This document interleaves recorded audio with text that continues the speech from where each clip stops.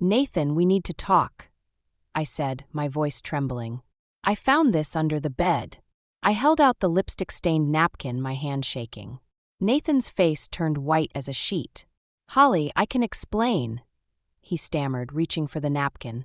I pulled it away, clutching it to my chest like a shield. "Explain what? That you're working late again? That you have another important meeting?" My words dripped with sarcasm.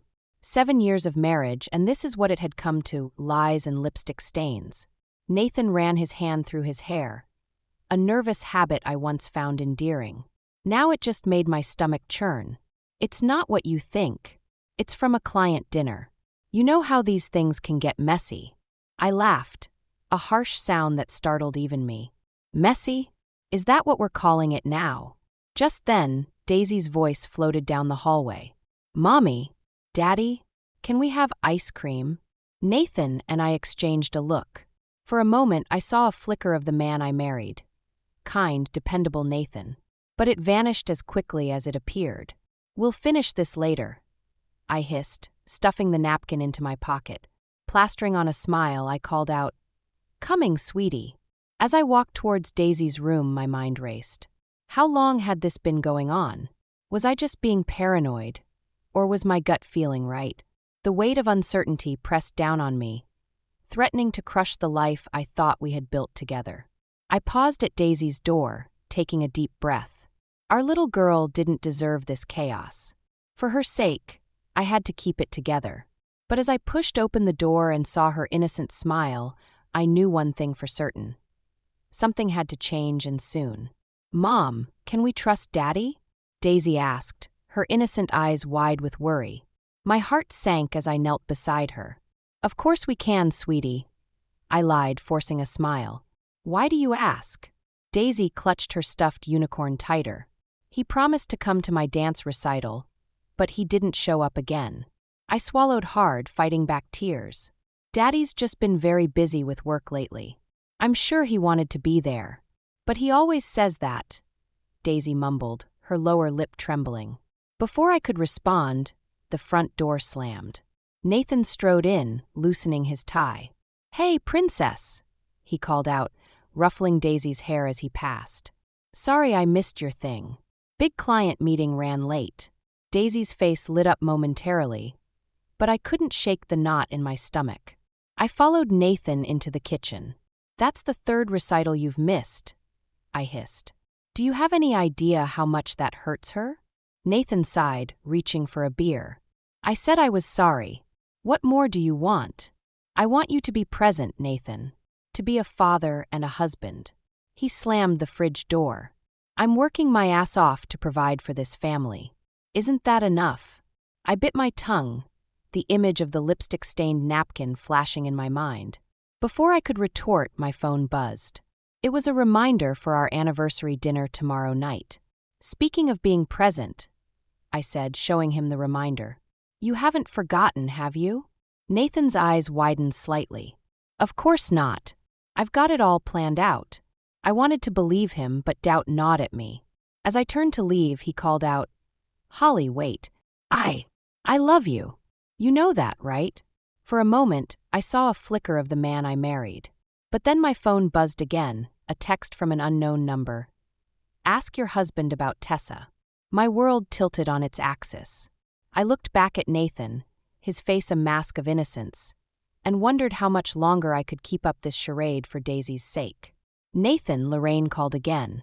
"She wants to know why we didn't visit last weekend," I said, trying to keep my voice steady. Nathan barely looked up from his phone. "I'm too busy, Holly.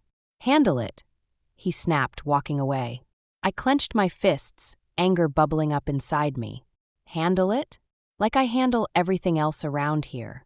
Nathan spun around, his face flushed. "What's that supposed to mean?" Before I could respond, my phone rang. Lorraine's name flashed on the screen. I answered, bracing myself. "Holly, dear." Lorraine's saccharine voice dripped through the speaker. "I hope you're not keeping my son and granddaughter from me." I forced a smile into my voice. "Of course not, Lorraine. We've just been busy." "Too busy for family?" I raised Nathan better than that. I bit my tongue, remembering the lipstick stain, the missed recitals, the mysterious texts. "We'll visit soon, I promise." As I hung up, Nathan reappeared. What did she want? The usual. "She thinks I'm keeping you and Daisy away from her." Nathan rolled his eyes. "You know how she is. Just ignore her." "Ignore her? Like you ignore us." The words slipped out before I could stop them. Nathan's eyes narrowed. "What's gotten into you lately? You've been acting strange." I laughed bitterly. "Strange? You want to talk about strange? How about canceling our anniversary dinner for another work emergency? I told you it was important dash. More important than your family?" I interrupted, my voice rising. "More important than your daughter, who cries herself to sleep because her daddy never shows up." Nathan's face paled. "Holly, I dash. Save it." I snapped. "I'm tired of your excuses. I'm tired of pretending everything's fine when it's falling apart." Just then, Daisy appeared in the doorway, her eyes wide with fear. "Mommy? Daddy? Why are you yelling?" We both froze, the weight of our argument hanging heavy in the air. Nathan recovered first, kneeling beside Daisy. "It's nothing, Princess. Mommy and Daddy just had a little disagreement." As I watched them, my heart ached. How much longer could I keep up this charade? How much more damage would it do to Daisy? In that moment, I made a decision. I couldn't let this go on. For Daisy's sake, for my own sanity, I had to find out the truth about Nathan, about Tessa, about everything. No matter the cost. "Mrs. Westfield, there's something you should see," the private investigator said, handing me a folder. My hands trembled as I opened it. Inside were photos of Nathan with a young woman. They were laughing, touching, kissing. My stomach churned as I flipped through the images, each one a knife to my heart. "Her name is Tessa Green," the investigator explained. "She's a subordinate at Nathan's firm. They've been meeting regularly for the past 6 months." 6 months. The words echoed in my head. All those late nights, missed recitals, and canceled dinners suddenly made sense. "There's more," he continued, pointing to a document.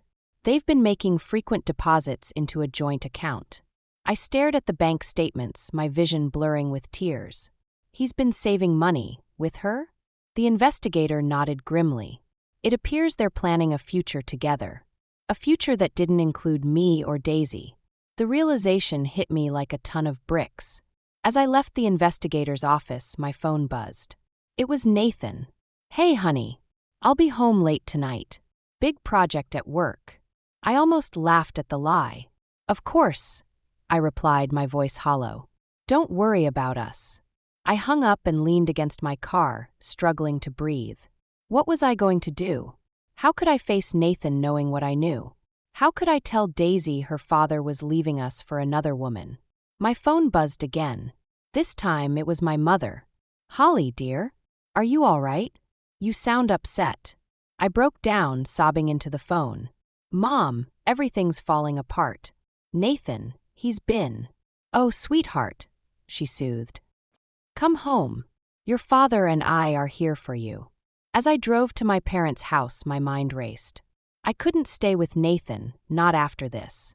But I couldn't let him hurt Daisy any more than he already had. I pulled into the driveway, my decision made. It was time to protect myself and my daughter. It was time to leave Nathan and build a new life, no matter how terrifying that prospect seemed. Taking a deep breath, I stepped out of the car. It was time to tell my parents everything and ask for their help. The path ahead was uncertain, but I knew one thing for sure. I wouldn't let Nathan's betrayal define our future. "Mom, Dad, can Daisy and I move back in with you for a while?" I asked, my voice trembling. My parents' faces softened with concern. "Of course, honey. You're always welcome here," they replied. I felt a weight lift off my shoulders, but the hardest part was yet to come. Over the next few days, I meticulously planned our escape. While Nathan was at work, I packed our essentials, carefully hiding them in the trunk of my car. One afternoon, as I was sorting through our belongings, I stumbled upon a stack of letters hidden in Nathan's desk. My heart raced as I recognized Tessa's handwriting. Against my better judgment, I began to read. The letters were filled with passionate declarations of love and detailed plans for their future together. But what made my blood run cold was the mention of a house they had purchased together, using money from our joint savings account. My hands shook with rage. Not only had Nathan betrayed our marriage, but he'd also stolen our family's financial security. I knew I had to act fast. That night, after putting Daisy to bed, I called my lawyer. "I need to protect my assets," I whispered, afraid Nathan might overhear. "He's been embezzling our savings." The next morning, I woke up early, determined to finish what I'd started. As I was loading the last of our bags into the car, I heard Nathan's voice behind me. "Holly, what's going on?" he asked, his eyes darting between me and the packed car. I took a deep breath, steeling myself. "I'm leaving Nathan. And I'm taking Daisy with me." His face contorted with anger and panic.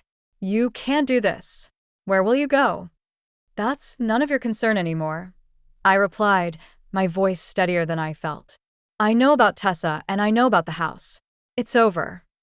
Nathan's face paled. He reached for me, but I stepped back. "Holly, please. We can work this out. Think about Daisy." At the mention of our daughter's name, something inside me snapped. "I am thinking about Daisy. That's why we're leaving." As if on cue, Daisy appeared in the doorway, clutching her favorite stuffed animal. "Mommy? Daddy?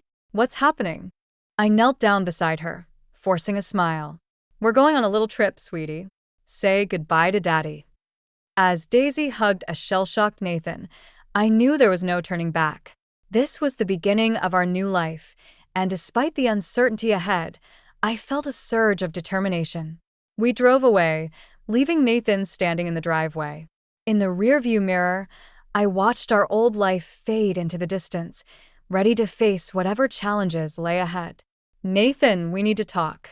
Meet me at the park tomorrow afternoon," I said, my voice steady and cold. "What's this about, Holly?" he asked, panic creeping in. I hung up before he could say more. My heart raced as I prepared for the confrontation. I'd rehearsed this moment countless times, but nothing could truly prepare me for facing the man who'd shattered our family. The next day, I arrived at the park early, clutching a folder containing all the evidence of Nathan's betrayal. I watched as he approached, his confident stride faltering when he saw my expression. "Holly, what's going on?" Nathan asked, his eyes darting nervously. I took a deep breath. "I know everything, Nathan. About Tessa, the house, the money you stole from our savings." His face paled. I can't explain, Dash." "Save it," I interrupted, pulling out the photos. "I have proof. Of everything." Nathan's facade crumbled as he flipped through the images. "How did you, Dash?" "It doesn't matter," I said, my voice quivering with anger. "What matters is that you betrayed us. Me and Daisy." "Holly, please," he begged, reaching for my hand. I jerked away. "We can work this out. Think about Daisy, Dash. Don't you dare use our daughter as a shield," I snapped. "You didn't think about her when you were with Tessa, did you?" Tears welled in Nathan's eyes. "I made a mistake. I'll end it with Tessa, I swear. We can start over, Dash." "There is no we anymore, Nathan," I said, my resolve strengthening. "I've already moved out. I'm filing for divorce." His expression shifted from desperation to anger. "You can't do this. I won't let you take Daisy from me." "You don't have a choice," I replied, handing him another document. "My lawyer has already filed for full custody. Given the evidence of your infidelity and financial fraud, you don't stand a chance." Nathan's face contorted with rage. He grabbed my arm, his grip painfully tight. "You bitch. You've ruined everything." I wrenched free, my heart pounding. "No, Nathan." "You did that all on your own." As I turned to leave, Nathan called out, his voice breaking. "Holly, please. I love you. I love Daisy. Don't do this." I paused, looking back at the man I once loved, now a stranger. "Goodbye, Nathan. I hope it was worth it." Walking away, I felt a mix of emotions, relief, sadness, and most of all, a sense of liberation. The confrontation I dreaded for so long was over. Now, the real challenge began, building a new life for Daisy and me, free from Nathan's shadow. "Mom, look at all the new customers," I exclaimed, scanning the bustling salon. My mom smiled proudly. "You did this, Holly. You've made a real difference." The past few months had been a whirlwind. After leaving Nathan, I threw myself into revitalizing my parents' struggling beauty salon. It was my lifeline, a chance to reclaim my identity and provide for Daisy.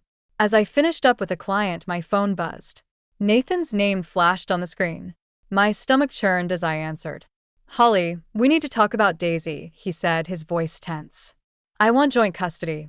My world tilted. "That's not happening, Nathan." We agreed, dash. "I've hired a new lawyer," he interrupted. "They think I have a strong case. Your so-called evidence won't hold up in court."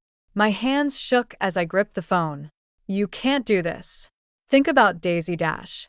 "I am thinking about her," Nathan shouted. "She needs her father. I won't let you take her from me." The line went dead. I stumbled to the back room, struggling to breathe. Everything I'd worked for was suddenly at risk. My mom found me there, curled up on the floor. "Holly, what's wrong?" Through tears, I explained Nathan's threat. She held me close, her voice soothing. "We'll fight this, honey. We won't let him win." As we talked, my resolve strengthened. I couldn't let Nathan destroy what I'd built. For Daisy's sake, I had to stand my ground. The next day, as I opened the salon, a familiar face walked in. Tessa, Nathan's affair partner, stood before me, looking nervous. "Holly, I need to talk to you," she said hesitantly. "It's about Nathan." My heart raced. What could she possibly have to say? "He's been lying," Tessa continued, her voice barely above a whisper. "About everything. The affair, the money. I can't be part of it anymore." She handed me a USB drive. "This has all the proof you need. Emails, bank statements, everything. Use it to protect yourself and Daisy." As Tessa left, I stared at the tiny device in my hand. It held the power to end this nightmare once and for all.